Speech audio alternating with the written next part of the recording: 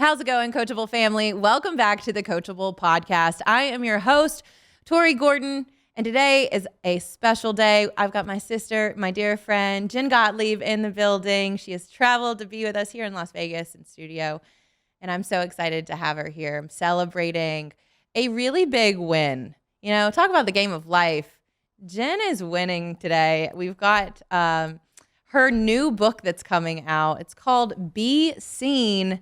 You definitely want to make sure you're seeing this, you recognize this, and that you get your hands on this coming out at the end of October, very beginning of November. If you don't know Jen, she's been on the show before. This is not her first rodeo. She also runs her own podcast called the I Dare You podcast. But Jen, if you don't know her, you're going to get to know her today. She is a powerhouse entrepreneur. She's an international speaker. She is on almost every stage I see lately. She's speaking here at WealthCon in just a couple days. She's the co-founder of Super Connector Media, which is an award-winning training, events, and online education company. And she has had a successful 5-year stint as a VH1 host. She's been a Broadway actress.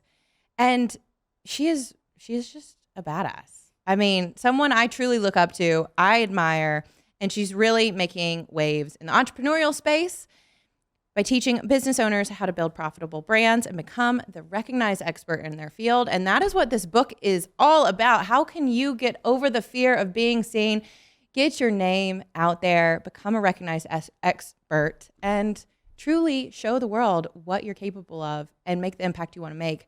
So without further ado, let's jump into this episode. Jen, welcome to the show. I always feel so at home with you. I'm so grateful to be here. I remember when we did our interview, it was your first time in the studio. It was. Remember that? Yeah. How cool is this? It's so fun. So full circle. And I announced the name of my book for the first time ever on your show. Yep. And now we're here. So fitting and to have you back. And I can't wait to talk all about it because this is your thing.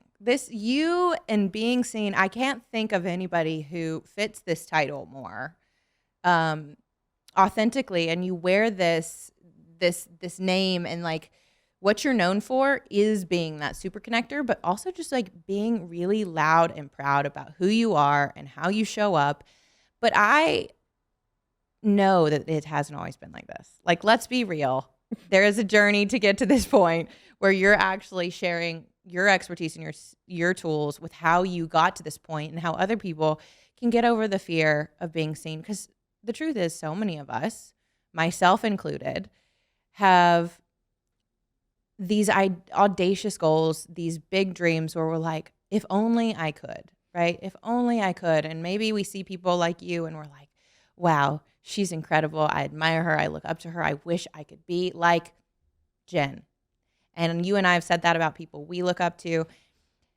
But there's oftentimes for so many of us this resistance, this wall that we hit that's like, no, you can't, or no, not you, or people aren't going to take you seriously, or what if people judge you? And you really kind of break it down for people how they can get over those fears. I just want you to tell me, what does it mean to be seen to you? What does being seen mean to you? And what is what's important for people to know who are struggling with the fear of showing up and really allowing the world to see who they are? Being seen to me starts with seeing who you really are.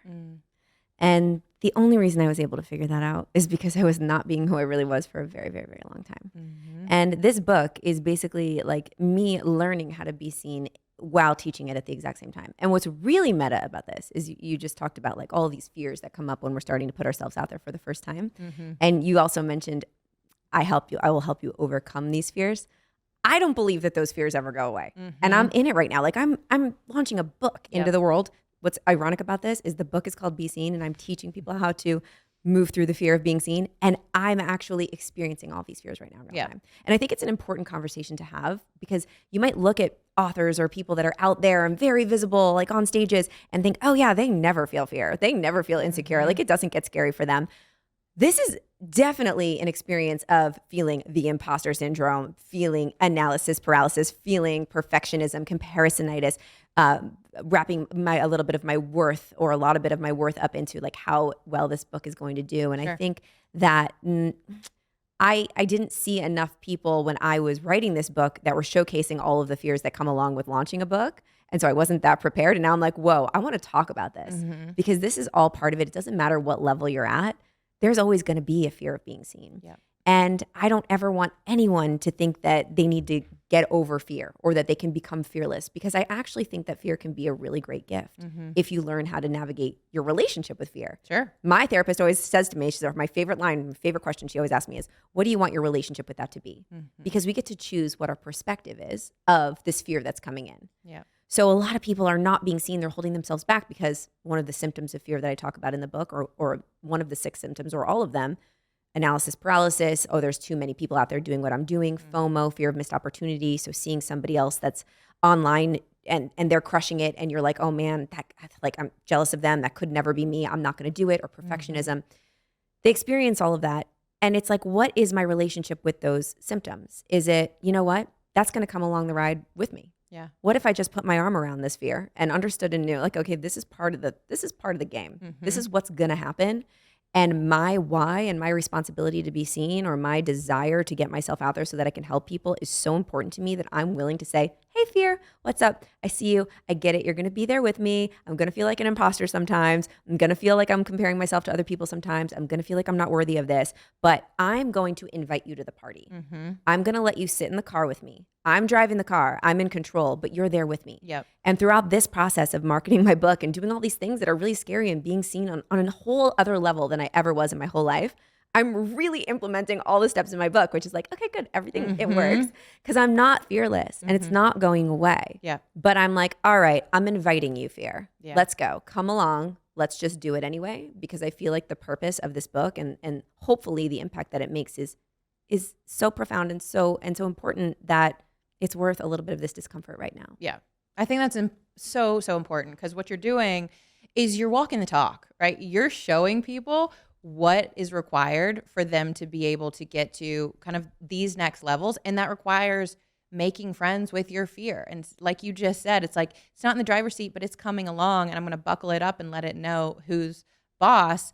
But it's like what you said, it's not about the fear going away. It's not about learning to be fearless. It's learning how to relate differently to it in a way that it doesn't control or run the show. And I think it's so important for people to have that context and hear it from somebody like you, who they can have this misconception of what it's like and think that it comes naturally. I know you spent, time on Broadway. You're an incredible actress. You're so talented.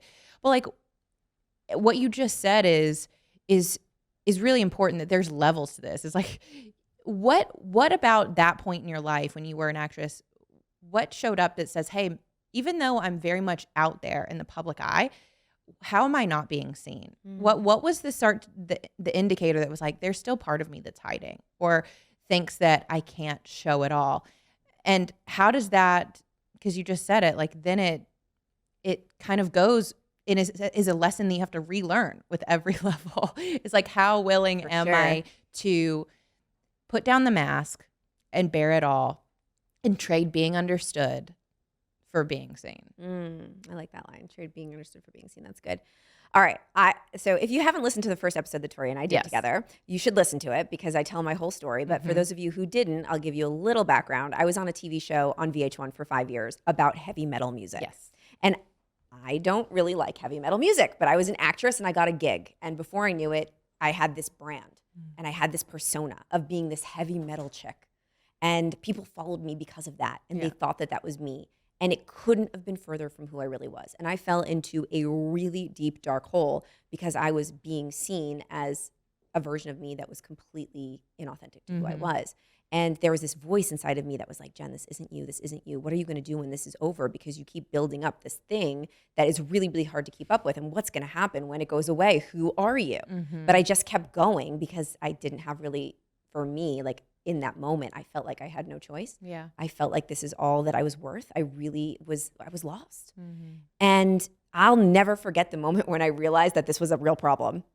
I got invited to this dinner, this like very exclusive dinner from an editor-in-chief at a big magazine at her home. And it was like a pizza party dinner for women that were like doing cool stuff in the world.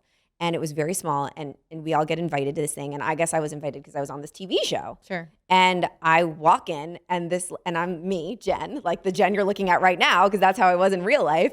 And she looks at me and she goes, oh my gosh, you're so nice. You know, I almost didn't invite you to this party because I was scared of you. Because I went on your website and you looked really scary. Oh, wow. And I was like, oh, there's something wrong here. Mm-hmm. I'm blocking opportunities because I'm being totally inauthentic. And when she saw me and she sat across from me and we spoke to each other and we were at dinner, she was like, you are so different from what I thought you would be. Mm-hmm. And I'm like, oh my gosh, this is really an issue. Yeah. And that was when I started to really go down even a darker path of being really depressed, because I was like, I want to be me, but I don't even know how to be. Mm-hmm. And so then the universe stepped in and was like, okay, listen, you can't get back into alignment. You can't find your real self. I'm going to take this away from you and you're going to have to figure it out. I mean, that's a real specific type of pain, right? When you know that what I'm projecting out into the world is not the truth. Yeah. And there's these moments where you like have these moments with yourself in the mirror where you're looking at yourself in the mirror and you're like, I feel like a fake. Like I feel like a phony. I'm not even like, I'm projecting out this image that is either who I think I need to be in order to be loved and accepted or successful, or whatever reason we've picked up this mask. And now you said it's like, I'm digging myself into this hole and I'm becoming more and more of this, and I'm becoming more and more known for this. And it can't feel further from the truth. Mm-hmm. I mean, starting to do a U-turn and move in the other direction inevitably brings up those fears you're talking about. It felt impossible. Yeah. It felt literally impossible. Yeah. And I'll never forget the day that like I really realized that it was all gone and I had to start over. And I had this notebook and I just kept writing in this notebook, like, one day I'll know why this happened. One day I'll know this happened. And I was forced, like I was forced to figure it out, and I didn't figure it out all at once at all. There was a lot of trial and error in figuring it out and getting back into like, okay, who am I? What do I even like to do? Mm-hmm. Like, what do I even want to do? Who is Jen at my, like, who am I at my core? And the more, I have to be honest, like, I'm a student of personal development. Sure. This is when I had to dive in and really do the work. The actual the stuff that is in all the self-help book, like, I did it, I studied it. And I say that because if you're listening to this podcast, it means that you're into personal growth. It means you're into personal development. It means that you are trying to be your best self, and you're consuming all of this content. And I want to let you know, if you are listening to this right now, that it works. Mm-hmm. Because if you do it and you're consistent and you consistently take action, you don't need to believe 100%. You don't need to be perfect with it. You don't have to have the perfect morning routine. You don't have to have the perfect amount of belief. You don't have to never think a negative thought. All of that stuff is bullshit. Mm-hmm. But if you can just do a little bit each day, and my husband and I always teach, like, just 51%, believe a little bit more than you don't. Do a little bit. Take one action step every single day, a tiny bit. All of those tiny little wins will stack up, and you will eventually start to find yourself again. Mm-hmm. And you will eventually start to see yourself first for who you really are. And then once you can tap into who you really are, that little girl, that little boy, that little person inside of you, you can start to show that to the world. And then the feeling that you get when you start to show that to the world, and you start to attract people that are into that person, Mm-hmm. and you start to see what being seen and building a brand actually feels like when it's authentic and real, then you're off to the races. Yeah. Then you're like a rocket ship. Yeah. Yeah. And there's this energy and this momentum that just gets behind you in a Mhm. way that felt forced before, Yep. right? I'm curious, like, when was the moment you started to feel that authentic expression, that authentic you start to come forward and start to be what's actually driving your life? And was there a moment, or was there a season or shift that happened where you're like, this feels true. Yeah. This feels like me. All right, I'll tell you the first moment that came to my mind. It was one of my very first, I think it was my first speaking engagement ever. Mm. And it was before I was the version of the entrepreneur that I am now. I was an entrepreneur. I was a fitness entrepreneur. And I started my fitness business, and I was invited to speak for Carbon 38, which is a brand. Yeah, I know who they are. I love Great them. brand. Yep. To their ambassadors. And it was like 12 people. And it was at a bar studio. So I had no shoes on, and I was in a workout outfit, and there was 12 fitness professionals sitting in front of me, and I had an hour to talk to them. And I had never spoken publicly before in my entire life before this. I was an actress. Yeah. I'm great at saying lines. I'm great at performing, performed in front of thousands of people throughout my life. Never in my life have I been Jen speaking to people From her heart. from her heart, talking about my story. They're like, talk about your story. I'm like, what is my story? Mm-hmm. And I was so nervous. I remember practicing for hours and hours and hours and hours and hours. And I got in front of these people, and it was 12 people on the floor, and I just start talking and start sharing my experience. Mm-hmm. And I remember, I will never forget this. One of the girls that was sitting in front of me, she starts crying. And she starts like tearing up because something that I said resonated with her. And I remember in that moment, I was like, this is cool. This is cool. Wait a second. My story, my real story could help somebody. And she saw herself in me. And then I saw myself in her. And we had that connection. And then when I was done, these girls, it was 12 of them, came up to me and they were like, that changed everything for me. Thank you for sharing that story. I related that. I'm going to show up differently tomorrow. Like, thank you, thank you, thank you. And I'm like, whoa. And that gave me some freedom to step more into, this is my story. Like, I was very afraid for a long time to talk about that metal show. For a long time. When I shifted into fitness, I thought that me talking about that metal show would be a no-no for my brand. Like, I was like, no one wants to hear about that. That couldn't be further away from the thing that I do now. And I don't want anybody to know about that. And everybody that's listening, if you have a past that, like a story or something that you used to do in your life that you're like, I don't think anybody wants to hear about that, I would highly recommend that you revisit that and start to think about how you can tie that into your story now, because it's part of what makes you unique.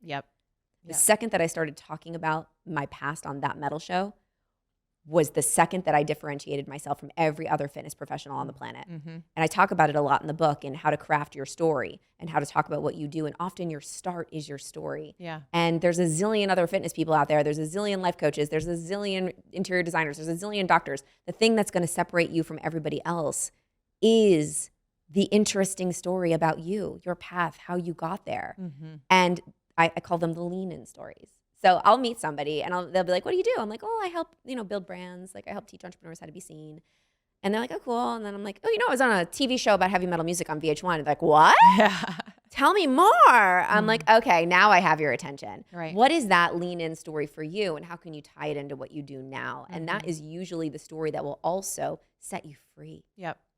Well, we get, like you were talking about earlier, we get so often caught up in comparison and being like everybody else. And I think when you start to recognize that being you is what makes you unique, is what makes you stand out, is your superpower, that there is no one else in the world that is you, that becomes your strength. It becomes the thing that you stand on and you're proud of, instead of being like, how do I mold myself to look just like her?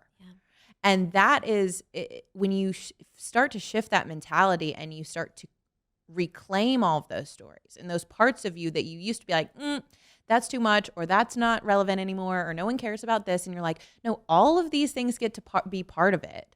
And my uniqueness is why someone cares, why I matter to that person, not because I'm just like her, but because I'm me. That makes it different. And in a culture that a lot of people, it's like, I don't follow Jen because she's a robot. I follow Jen because she's a person, because I know her heart, because I know the things she's been through. I know the things she's overcome to get where she is. And people care about the story and the journey that you've been on. And you get to enroll people in that journey and in that story and say, come with me. And who knows where we're going to be in a couple of years. That's what I always say. I'm like, I'm on it with you. Like, who knows where it's going to be? For my journey, it's all over the map. Who knows? And that's the exciting part. It's so fun. And like, here's the thing. People like to connect to humans, like you said, like a person with a story. And like, there's already a Tori. There's already a Jen. So there's going to be somebody that does not resonate with me, that does not resonate with my story or the way that I talk or the way that I communicate. They just don't. But they may resonate with you. And that's amazing. But if you're trying to be like me, then it doesn't help anybody. Right? So I mean, you got to be so you that you're okay with the fact that there's going to be people that don't get it and they're going to go follow somebody else. And that's amazing. Totally. Because you attract what you are. And if you want to have an audience of raving fans, you're like, I like to call it like your dream client or your dream follower. You spoke to my community, like people like that are just like, they are so all about like everything, and they help build you up and you help build them up. That's by being your most authentic self. Because if you are not being yourself, you'll attract a whole community of people that think you're that. And that's like just not the people that you're going to vibe with anyway. No, it's painful. It's painful. And I said this offline before we started recording, but I think it's important to say. Jen invited me to come speak to her mastermind not too long ago. And it was by far one of my like recent favorite things that I did. And it speaks a lot to her and the culture that she builds within her community, but also just who she is as a person. Because this is not just a book that she wrote that now she's going to give you guys the tools to be seen. Like, this is something she lives out. This is something that these are her values that she walks the talk. And the way that I experienced that was coming into this community and being met with people who had such intentional, authentic questions, but such a level of presence to their questions. And I have never walked into someone else's and been invited into someone else's community and felt more like I could be exactly who I was, and that I could show up and be that, and that was welcome, that was accepted, that was celebrated, and that was fully received. Because I have lived, I have worked, I have been in friend groups where that is not the case, and you all have too, and we know how painful and how uncomfortable it can be to be like, why am I just not connecting with these people? And I'm trying so hard, right? Some of it, we're putting so much effort out there, and it's like, I'm trying so hard and it's not landing, because maybe either you're not in a culture, in a community where that's allowed and accepted, or maybe you haven't fostered that within yourself. Yes. And so I know oftentimes, it's hard for us to sometimes perceive ourselves the way other people perceive us.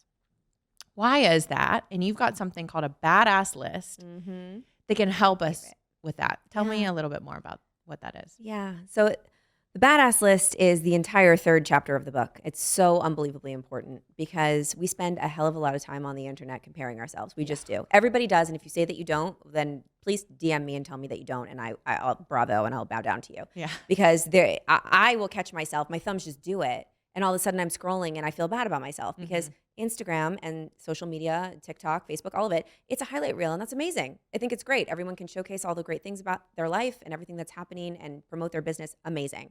However, we're not seeing the behind the scenes.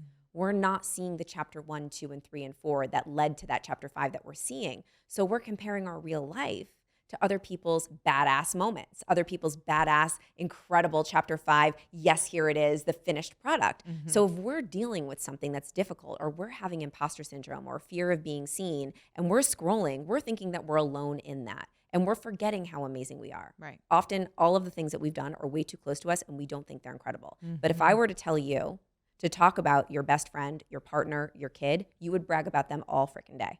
You would say how amazing they were. But we don't do that about ourselves.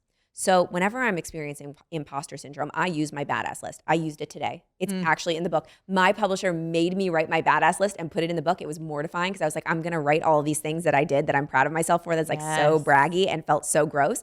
But I did it to show everyone that I really do this. So what I want everybody to do that's listening is just take out your phone, and I want you to make a list of all of the things that you've done in your life where you felt like a badass. And it doesn't have to be a big business moment. It doesn't have to be a big, shiny Instagram highlight reel moment. It could be a very private moment. Maybe like, oh my gosh, when my kids said I love you for the first time, right? When I potty trained my child, they pooped in the toilet for the first time, right? Or maybe it is a big moment. You ran a marathon, you overcame an illness, you helped somebody so much. Or maybe it is, I spoke on a huge stage in front of 7,000 people, like holy crap. Put all those moments on a list in your phone so you always have it for you. And then anytime you're feeling like an imposter, or you're feeling like you don't want to be seen because you're not good enough, or you're not worthy to step into this position that you've been offered, I want you to read your list out loud, but you have to read it as if you're reading it about somebody else. Read it as if it's somebody else on the internet that you're comparing yourself to. And read that list. And I want you to be jealous of that person, be envious of that person, marvel at that person, be impressed with that person. Holy crap, that person did all those things. Yeah. And then I want you to ask yourself, is that person worthy of doing the thing that I'm afraid to do right now? I guarantee you will say, 100% that person's worthy of that. Yeah. They're a badass. Then remember, okay, that person's me. That person's me. Yeah. I'm going to go home and do that. Good. And I recommend everyone else should too, because we don't give ourselves enough credit. We are our own worst critic. We are we think everyone else is judging us, yet we are the ones that are harshly judging ourselves. And I think it's so critical for us to cultivate a spirit of celebration, of ourselves, and remember like what we've actually accomplished, what we've actually overcome, the things, the moments that maybe we haven't talked about and that we haven't shared online, but matter, and were these moments where we're like, yeah, even if that meant I set a boundary with somebody. Amazing. And I removed myself from a relationship that was toxic. And I said, no, I'm not going to do this anymore. Like that can be an example of it. And it reminds you on the days where you're like disqualifying yourself, Mm-hmm. why you are qualified. Yes. And I think that's such an easy tool, but it's in practical, something somebody can go right now and implement. And it makes an actual impact on the way that you shift the way you perceive yourself. Because everybody else can look at you and think, oh my God, on a day that Jen's in self-doubt and worrying and being like, oh, can I do this? And I think of Jen and I think she's a badass, but she's lost touch with that for whatever reason. That'll bring you right back to that confidence. And confidence is something so many people struggle with. You talk about something called a confidence continuum. What is that? How can we get into the confidence continuum so that we can continue to feel that motivation, but feel the like,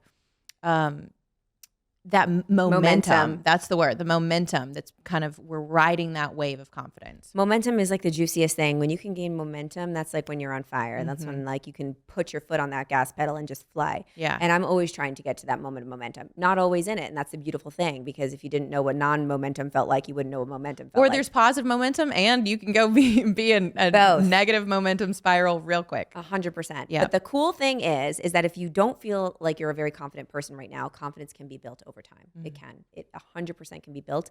And unfortunately, it's not the easiest thing to build because it takes doing hard things. Yeah. It takes having consistency, and it takes taking action with fear in the passenger seat of the car and building that self-trust, right? Confidence comes from consistently sticking with your commitments. So every single time you do something that you said you were going to do. So let's say you say, I'm going to use this analogy because I know a lot of you that want to build brands have a problem with this because I talk to you every day, going live on social, right?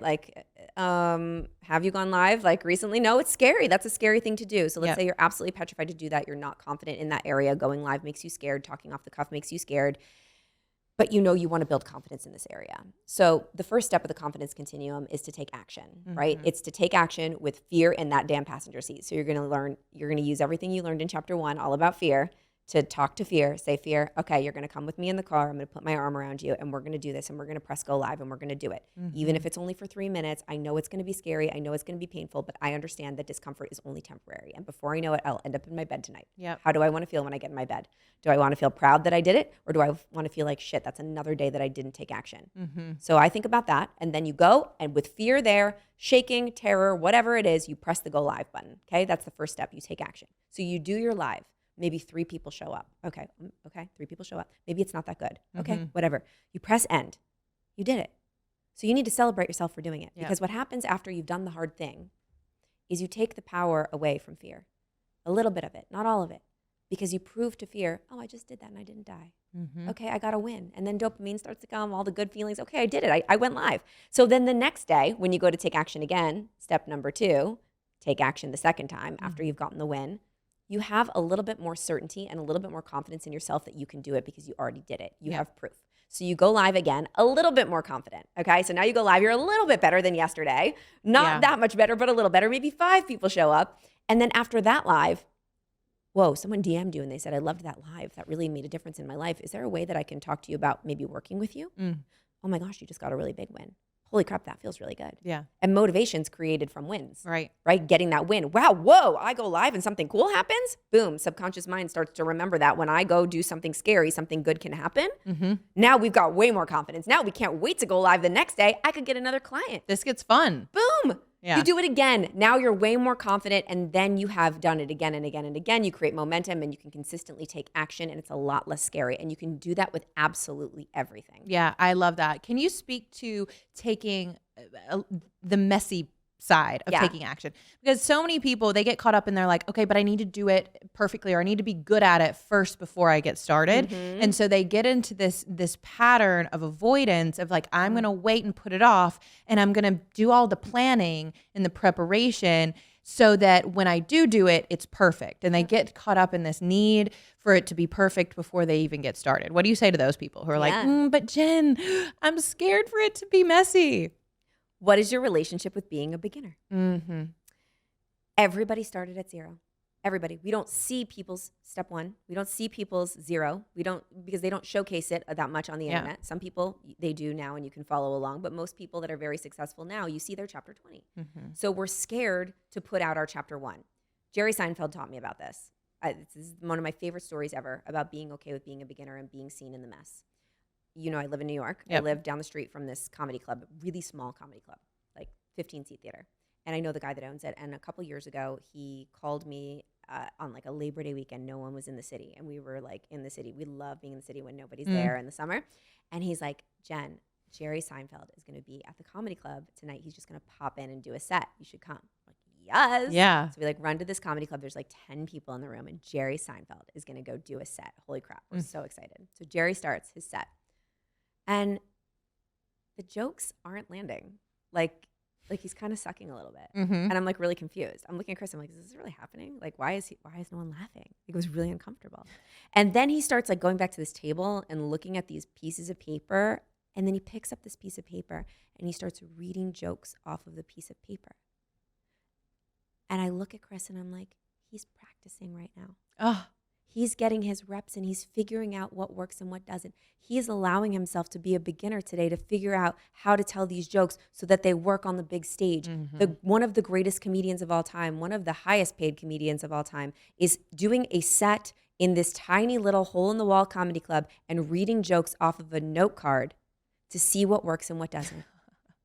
Where am I not allowing myself to get my reps in to figure out what works and what doesn't? Because you don't get clarity from sitting around and thinking about it. You get clarity from taking action, and sometimes that action is messy. Yep. So he then incentivized me, along with a really good friend of mine who's no longer with us, Jessie Lee. I want to call her out because she told me to do this. She said, Jen, you should really go live on Instagram and do Get Ready With Me and put your makeup on. It's a really powerful exercise in practicing being uncomfortable and connecting with your community and answering questions. I'm like, yeah, that's scary. I'm not doing that. yeah. And I thought about Jerry. And I thought about him showcasing his beginning to us. And I thought how impressed I was with that and how interesting that was to me. And that even the greats kind of suck sometimes in order to get better. And I'm like, if I want to be a speaker, I need to practice every single day. And I don't have a stage to practice on every single day, but I do have a stage in my pocket. And so that's when I started doing my Instagram lives every morning, no matter what. Talk about sticking with the commitments you make with yourself. No matter what, I do this. Monday through Friday, I put my makeup on and I practice talking to people, and I practice being seen even though I'm uncomfortable. Yeah. I practice being seen with no makeup on. I practice answering questions, and I practice telling my stories. And the stories that I tell and that I practice on those lives turn into my keynotes that I do internationally. Yeah. Yeah. That is such a powerful story. I'm so glad that you shared that because, you know, you, like you said, you expect to see people at their best, especially somebody like Jerry Seinfeld, who's so well known, and to be able to see them stumble through the process, even at something they're really good at, and welcome it and think this is just, you know, this is part of the process. And I think we, as a culture, we live in such an a culture of immediacy and like right now that we're not okay with that extended period of time of learning, of stretching, of growing, of not being good yet. But like you said, you've got to be a beginner in the beginning, and everything is hard before it gets easy. Everything. Yeah, everything. Yeah. So how did you get to a point where you made these pieces of showing up and being seen non-negotiable for you? Like, because so many people, we say we want something, but then we negotiate it with ourselves. Yes. Right? And we're like, tomorrow, or I'm going to do it when later, right? When then, or whatever it is, and we start to negotiate our dreams, and then we push it down the road, and then we get to 30, 40, 50 years old, and we're like, man, I wish I had started way back then when I said I was going to do it. What would have happened if I actually stayed committed when when I admitted that thing out loud to my friend, or when I said, this is really what I want to do? What do you say to the people who are like constantly in this negotiation with themselves? Yeah, fear's a really good negotiator. Yeah. It's negotiated with me today, you know, it negotiates every single day. And I think that exactly what you just said is my biggest fear, is waking up at the end of my life one day and saying I didn't do the things that I said that I was going to do. And I didn't use my gifts to their full capacity, and I didn't show up, and I didn't do the thing. And Ed Milet uses this analogy that like at the end of his life, this thing happens where he meets the person that he could have been, and that person is presented to himself. And I envision that all the time too. Like the girl that I could have been if I took the action, if I did the thing, if I showed up, if I didn't negotiate with fear, and I did everything that I was capable of doing and I reached my full potential, I have to meet her at the end of my life. And my biggest fear is that I am not the same person as her, that I could have been her. That alone, that drives me. And I know that that's not strong enough for some people, but whatever that is for you, I think we need to put more pressure on our goals, for me at least. And I'll only always speak to my personal experience because there's so much nuance. Like everybody has a different situation in their life. Sure. But for me, if I attach something really serious to a goal, like I put high pressure on it, and my why is, I care about that why so much, like my loved ones, you know, like if I put it, I do it no matter what. I think that if you're letting fear negotiate with you and you're not taking action on something that you really want to do, maybe the consequence isn't strong enough. Yeah. And we need to put a bigger consequence on it. And we do what we want to do no matter what. Like if I said to you, I heard this analogy on a podcast the other day too. This isn't even my analogy, but it really hit home. Like if someone came in here right now with a note and they gave it to you, Tori, and it said like, your loved one's in the hospital, you have to go get to them right now. You wouldn't care what I thought. You would get up right now, you'd bust through that door and you would get to the hospital, right? You would. And if you couldn't get a car, you'd probably like hitchhike, you'd grab someone's car, like, I don't care, like get me out, I gotta get to my loved one. I gotta see them, I don't care. You would get yourself there no matter what. You wouldn't care what I thought. Right. But why are people just saying like, oh, you know, like I don't wanna look weird in front of Jen, so I'm just gonna sit here and my loved one can wait. Or just goes like, is it that important? Is it that? Exactly. That's why I use that analogy. Right. Like if it's important, you do it no matter what. Yep. Yeah. I mean, we were talking right before this too about obviously this book and what a big accomplishment what it was to have your own book like in your hands, to be doing this book tour launch. And I was asking you like, how long did this take from start to finish, from conception to reality? You had a thought and you made it a thing. I mean, first of all, let's just give you some credit. Like you literally had an idea and now you're like, I'm holding your idea in my hand. Crazy. Which is such weird.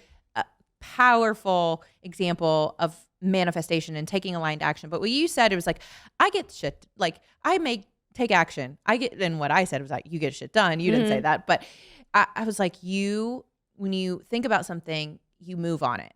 Have you always been like that? Or is that something you've learned? Like that there isn't time to waste. Is that part of it? Or is it just like, I know that if I sit back and I think about it too long, I won't do it. So when you have that spark of inspiration, you take action. Yeah. I never used to be that way. And I do have to give my husband, Chris, a ton of credit because when you surround yourself with people that take action very fast and get things done very fast and make things happen, it supercharges you. Yep. And I put myself around somebody that is a quick start. My husband is a quick start. Like if on the Colby scale, like there's a quick start thing. He's like a 10. I'm a 9. He's a 10. And he does things immediately. And so from being around him a lot, I watched how much he could accomplish in a short amount of time by just taking action when he got the idea. Like he gets an idea and he's like, okay, let's start right now. I'm like, right now? Why don't we wait till, when I started dating him, I was like, oh, you can do it next week. Right. That was like where I came from. But this is the power of surrounding yourself with people that are doing things that are a little bit higher level than you, that you've never experienced before, surrounding yourself with people that are doing stuff that can actually shift you if you're around them enough and you can see from example what happens. And I was watching him create all this stuff and he would start immediately. And before I knew it, I was starting to do that as well. And I got to, again, when you see what happens as a result of doing the hard thing and you realize that it works, you train your subconscious that that's the thing that works, and then you start doing it more and more and more, and that's what creates momentum. So Chris was teaching me that when you're in peak state, when you get the idea, you immediately start, you take action right away. Like if we're talking and you have an idea to connect me to somebody, I'm like, let's do it right now. Or I want to connect you to someone, let's do it right now. Let's take action, do it now. Our friend Dave Meltzer, he always says like, do it now. Because if you put it off, it's just more on your to-do list and it stresses you out, gives you more anxiety, and then you never get to it. Yep. But do it now. And it gets the ball rolling and that momentum moving today. It's like the faucet. Yeah. So this book is actually like, it's so funny. Here's how it went. I want to tell you like the immediacy of how this process of getting this book off the ground happened. Yeah. I'm not going to tell you what it is, but in the introduction, there's an entire story of how I saw a psychic. Maybe we talked about it on our first podcast together. And I woke up that next morning and I looked at Chris and I said, I'm writing a book. Don't let me off the hook. I'm writing a book. And he's like, okay. So my first step was accountability. And then immediately, teeth were not brushed, hair was not brushed. I go to the computer and I look up a domain for a title that wasn't Be Seen, but I thought that it was going to be. And I bought a domain name for like $3,000.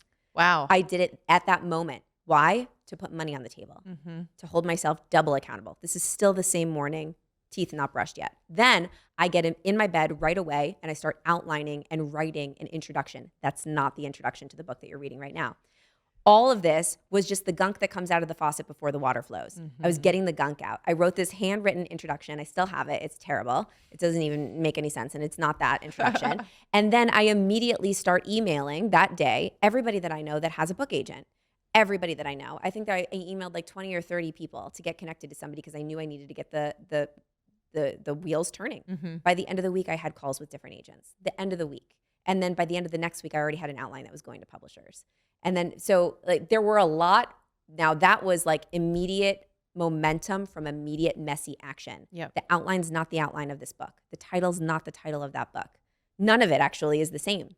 But what it did was it was the messy action that sparked the momentum that forced me to kick myself into gear and got me into the place where I had absolutely no choice but to write a damn book. And then there was a ton of bumps along the way that would have stopped me. I was getting no's. I wasn't getting the idea. I didn't know the title until the last minute. I didn't know the subtitle until the last minute. There was a lot that was happening that was not working out for me, but I persevered because my back was against the wall and I had absolutely no choice. And I think that the whole point of this entire rant that I'm going on is that I started not knowing. Yeah. And I started fast when I was in peak state and I started the faucet. That's so powerful. And I've said this analogy on the show before, I think, but I think it's useful to remind people. It's a lot of times it's like this universal GPS that we want to get to our goals. Like I have a goal to write a book and we see it as like, I want to go to Miami, and you put that book destination into your universal GPS and you're like, okay, tell me the directions that I need to take in order to get there. And that's like, life doesn't work like that. It's not going to tell you, okay, you need to now write an outline and you need to get a domain and you need to reach out to these people and this is the order you need to do it in, and then you're going to wait this long and then you're going to get an offer, et cetera, et cetera. It says, which is what our GPS does. It's like, okay, you're going to take a left out here, go 10 miles, get on the interstate, here's traffic. And instead, life is like, get started, get moving, just start the momentum. Start driving and we'll give you the next prompt. That's right. We're the same. Okay, so my analogy is, I love you so much. We like have the same brain. My analogy for this is like a magical treasure map, and it's invisible and you can't see the path. You can only see the end goal and you can see the start. Okay. And every time you take an action step, a little bit of the magical path reveals itself. Yep. And then you take another action step and then a little bit of the path reveals itself. Same thing, but yours is way more 2023. But I love your little girl with her magic map. Yeah. You just talked about Chris. I love that you recognize that in him, but you're talking about who you surround yourself with. Obviously, I'm blessed to know you and have you in my life. And your network matters, and it speaks a lot about who you're surrounding yourself, who you become. Talk to me about the importance of networking. Do you have any tips for people, whether it's in person or they're trying to virtually connect with people online, that they can implement to start to up-level who they're surrounding themselves with? So unbelievably important. And the third part of the book is be connected. And it's all about networking and making relationships. Because if you don't have that network of people, you're not going to build a brand. You're not going to be seen by anyone, because I feel like opportunities, I don't feel like I know, opportunities come from people. Yeah. Right? That's where they come from. When I distill everything down and I connect the dots looking backwards, everything was from a relationship.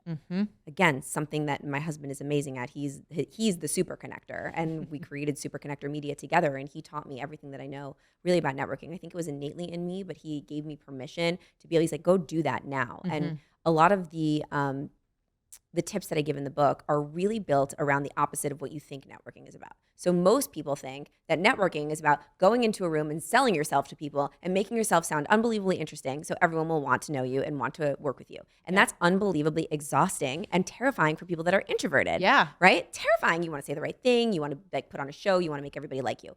Networking is actually the opposite.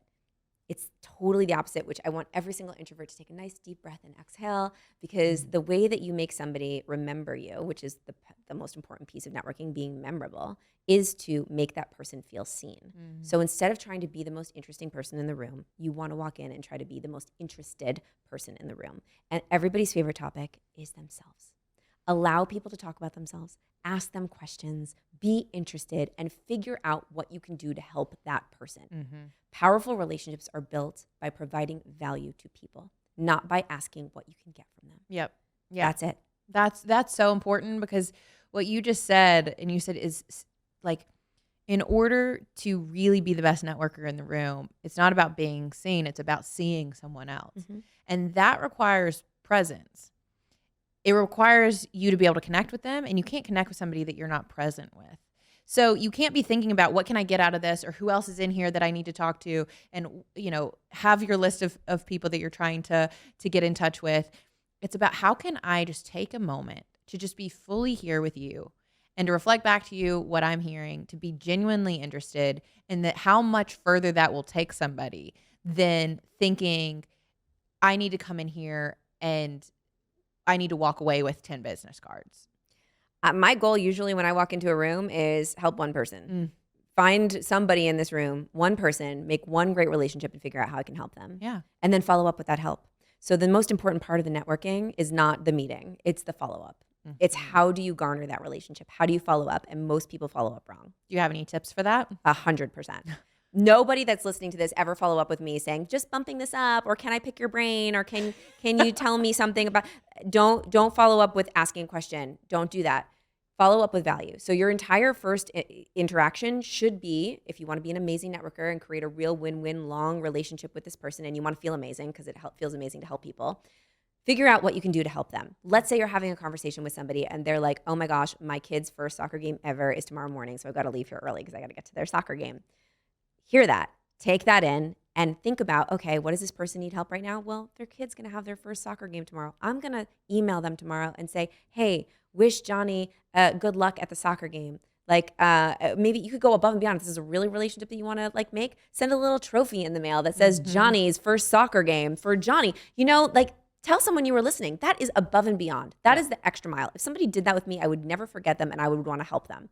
I would call them and be like, thank you. Oh my God, that's incredible. Mm-hmm. That shows that you care. That shows that you want to create a relationship, and that initiates the law of reciprocity. Now, don't do it just to get something in return, because sometimes you're not always going to get something in return. And that's okay. There should be giving with no expectations. Yeah. However, I do believe in the law of reciprocity when it comes to the universe. So you will get something back. It might not come from that person in that moment, but when you're giving and you're providing value and you're walking around figuring out how you can help people, it comes back to you. Sure. It 100% does. Yeah, I can double down on that. And that's the way that you also end up receiving so much fulfillment and satisfaction. Like when you go out and you end up doing that little thing for Johnny, like little Johnny. I love Johnny is like our friend right now. We totally can see Johnny in our mind's eye. Little Johnny. I'm like, I wish I knew somebody who had a little kid named Johnny. I would send him a trophy.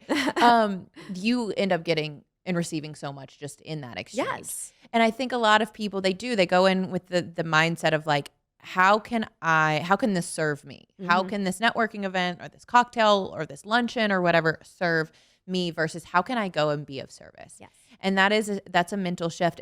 But a lot of people too, I think, when they are trying to set appointments or they're trying to network or they're trying to move the ball down the field, proverbial field, towards their goals and be seen and make an impact, they're like, how can I get a yes from people? How can I get them to do what I want them to do? But you talk about the importance of making friends with no. Mm-hmm.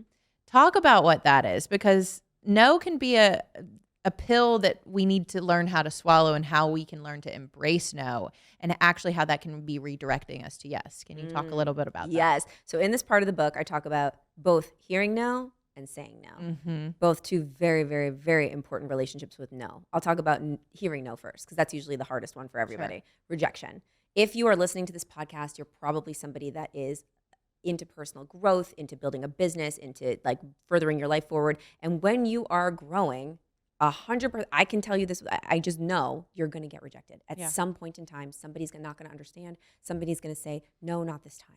So it's another situation where we need to go, okay, what do I want my relationship with rejection to be? It's inevitable. It's going to happen. So do I want to have a perception of rejection like, oh my God, this is terrible. It takes me down and it makes me stop doing everything and it totally puts me into a pit for a really long time and then I can't bounce back up? Or do we want to have a relationship with rejection where it's like, okay, this rejection is actually empowering me to move forward in a different direction and to create a yes somewhere else? Do you have a personal story about when you've been told no? So many personal stories. Yes. I mean, what's the zillion? I didn't get my role in The Wedding Singer, my Broadway role, 85 times before I actually got it. I mean, I'm an actress, so my job was getting heard no all the time, and that's why I can have a good relationship with rejection. But I'll tell you now, as a speaker, having a book launch, trying to get onto big podcasts. I've been getting no a lot of rejection. And here's what I do to deal with it. This is really powerful. This is a good takeaway for you guys, to have a little bit more fun with rejection and to have a better relationship with it. Every time I get rejected from like a stage, or maybe it's a client or a sponsorship or something, anything, or for the book or for a podcast, I screenshot it and I put it in my rejection email album in my phone. I collect my rejections. Okay. And I have a ball, I will show you after, like a field day with all of my rejection email screenshots, because what I do is I go back and I look at them and I read them. And often the ones that are further back, there's a real reason why I got that no, because it turned into a yes in another way. And that proves to me to remind myself that every single no is secretly a yes. And also I like to look at them and laugh. And when you put them in an album like that and I send them to Chris and I'm like, look, I got another one to add to the album, it makes it light. It makes it fun. And I can look at them and I can be like, I'm going to be way more expensive next year when you want me to speak. You know what I mean? It's like I collect them, and it's almost like my trophies for putting myself out there. And every time I look at a rejection, I'm like, that means I put myself out there. Good job, Jen. Keep going. Let's add in more rejections. Obviously, I don't want them. Obviously, they sting. I'm not saying that they don't hurt. They do. But collecting them helps me to kind of like just take away the power that they have over me, and applaud myself for trying and trusting and knowing that when I'm like, they're asking me, I'm going to be like, oh, look, I have this screenshot of when you rejected me last year or 2 years ago. Yeah, that's powerful, because it's like, look at all of these opportunities where I could have quit. All of these moments I could have been like, like I'm going to let that be the narrative that I believe, more than the story that I know will be mine, that I'm really committed to living out. And that takes a lot of courage, being like, even though I have evidence for this, that this is a no, I am maintaining my faith in myself, my belief in myself, and my commitment to this process. And that what I'm saying yes to, like, is this a yes for me? I'm sure that there are times where you can look back and be like, I could see why this was a no, because I actually wasn't ready. 100%. Yeah. Yes. And now look at how far I've come, and I can give myself credit for that. So you said that there's no being told no, and then also learning to say no. Yeah. When do we need to learn to say no? Saying no is often harder than hearing no sometimes. Yeah. It really is. And I have a problem saying no. I want to do all the things. I want to do all the opportunities. And I think that comes from a scarcity mindset a little bit. It does. In, right? It like does. I feel like too. the opportunity won't come from somewhere else. So I have to take it here, right? I have to do it. And in the book, I talk about saying no to relationships that don't serve you anymore. And that's a really big one. And I think that people hold on to toxic relationships for way too long because of fear that they won't find it anywhere else. And that stems from like fear that maybe they're not good enough to find it again. And I did that for so long with friends, with relationships, love relationships, romantic relationships. And when you can fully understand and know, and I think that this really comes from doing the work of self-love. And I know you talk about this so much. And being totally like okay with who you are and where you are in this moment, and accepting your journey and being on your path and understanding and knowing that the dots will connect when you look backwards, and I'm okay right now, where you can have the power to say no to something that seems like a really great opportunity in the moment. That is ultimate strength. Yeah. That is ultimate leadership in your life. Am I there all the time? No. Am I striving to get to that point where I can fully say no with complete confidence and know and trust that the opportunity is going to come somewhere else that's in more alignment with me, more integrity with me? I'm growing into that person. Yeah. And I think that we're all always growing into the person that we're becoming. And it's, for me in the book, the act of being able to let go of relationships, specifically friend groups that were no longer serving me, and opening up space for ones that did, was one of the things that completely changed my life. It was really hard for me. And I know that I think you have a similar story. Sure. Right? Yeah. And I didn't break up with anybody. I didn't say like, we're not going to be friends anymore, or like, don't call me. I never did that. What I did was I said no with my actions, and I said yes to something else with my actions. And I know that a lot of people, and Tori, your audience is very similar to mine. They always ask me this question. I'm sure they always ask you this, like, how do you end a friendship, right? How do you do that? And for me, when I started to develop, like get into personal development a lot, I started to feel really alone in it, because my friend group just wasn't into it. They did not like it. And I was like, oh my God, I'm like, I feel weird. I feel like I need to take a shower every time I hang out with these people because they just don't understand me. So I knew I needed to put myself into positions and environments where there were people that got me. So I just spent more time going in that direction, more time going to events, spending time with friends like that. And if a relationship is supposed to end, the other party knows as well. Yeah. So I just stopped calling and saying yes. I stopped saying yes and they stopped calling me. Mm-hmm. And it just naturally went the other way. Yep. And it's okay for friends to come into your life for seasons and reasons. I have so much that I can relate to on that. And I'll just share this little story because I think it's relevant to this conversation and being seen and stepping out of the shadows. Because as you do step into your purpose, into what's truly genuine and authentic for you, when you start to live out, and stop hiding. I remember when I first started my business and I started to use my social media platforms for business instead of just personal, some of those friends talked shit about me. And they were like, who does Tori think she is? Oh my God, she's trying to be an Instagram influencer. Ha ha ha. You know what I mean? And I was really putting like myself out there in a way that I hadn't ever before. But that will happen, right? And it's something that you can guarantee to some degree the more you allow yourself to be seen and the more you allow yourself to stand in your own light, that will also trigger people who are not standing in theirs. Yes, for sure. And we need to be okay with that. Yeah. Or we don't need to be okay with anything. It's never going to be fun when somebody says something negative about you or talks badly about you or comments badly on your post or something like that. But that's inevitable when you start to be seen. Mm-hmm. And again, what do you want your relationship with that to be? And what I often have to go to if I experience that in my life, which I do, because not everybody's going to understand you, not everybody's going to like it. But usually somebody that's triggered by you being seen and shining is hurting themselves. Sure. So I'll just be like, okay, I'm going to be empathetic to this person. I'm going to understand that this person is probably suffering and struggling because all of my successful, happy friends, they would never take a second to talk shit about someone. They wouldn't take a second to put a nasty comment on somebody's Instagram or Facebook or whatever, not even a thought. Right. So if someone's doing that, then they're clearly hurting. Hurt people like to hurt people. Mm-hmm. And I just think, wow, I feel bad for that person. I'm sorry for that person. And this is part of the game. And I know for every single person that doesn't get it, me shining and me being seen is going to help a lot more than that one, person that do get it. Absolutely. So it's worth it. Absolutely. This is such a powerful book.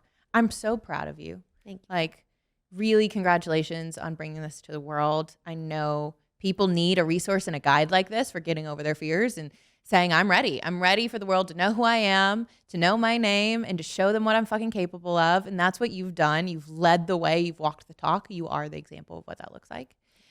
What do you have to say to anybody who's standing on the sidelines, who's scared, who's in the shadows, in the wings, and they're like, I'm ready to take center stage. I'm a little nervous about it. Is there any last final words you want to say to people who are on the fence and they're like, need a little bit of more of that encouragement? What are your final words as we wrap up?